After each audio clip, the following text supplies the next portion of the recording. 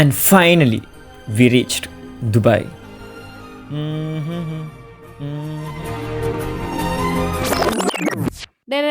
ഓ BGM എന്നുള്ള സമയമില്ല. ആകെ 55 മിനിറ്റുള്ളിൽ അവർ പെട്ടെന്ന് വന്ന് അടുത്ത ഫ്ലൈറ്റ് പിടിക്കുക, അല്ലെങ്കിൽ ഇവിടെ നിൽക്കാം. ഓ അമ്മേ, അങ്ങനെ ഒരു വിധം കറക്റ്റ് സമയത്തിനുള്ളിൽ എത്തിപ്പിടിച്ച്.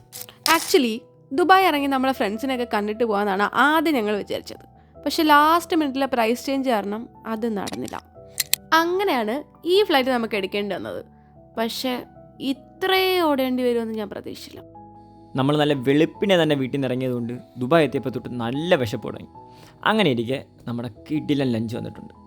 ഞാൻ കഴിച്ചത് ഗ്രിൽഡ് ചിക്കനും സാലഡും കുറച്ച് പൊട്ടറ്റോസും. അവൾ ചിക്കൻ പറഞ്ഞപ്പം ഞാൻ കരുതുന്നത് ഞാൻ ബീഫ് പറയായിരുന്നു. അങ്ങനെ ഞാൻ ഒരു ബീഫ് സ്റ്റൂവും കുറച്ച് പൊട്ടറ്റോസും പിന്നെ എന്തൊക്കെയോ സാധനങ്ങൾ അങ്ങോട്ട് ചെയ്തു. ഗൈസ്, അങ്ങനെ നമ്മൾ ഫ്രാങ്ക്ഫർട്ട് എത്തിയിരിക്കുന്നു.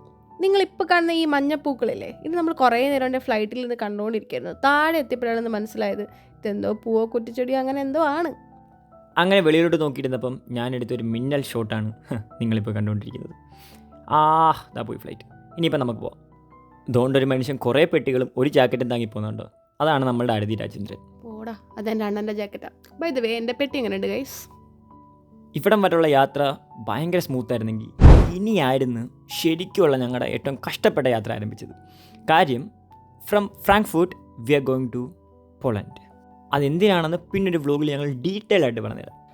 അങ്ങനെ നീണ്ട 18 മണിക്കൂറിനൊടുവിൽ ഒരു 3-4 ട്രാൻസ്ഫറും കുറേ ഡിലേയും ഒരു 5-6 പെട്ടിയൊക്കെ ആയിട്ട് നമ്മളങ്ങനെ നിന്നും ഇരുന്നും ഒക്കെ അങ്ങ് ഗ്ഡാൻസ്ക് എത്തി ഗൈസ്.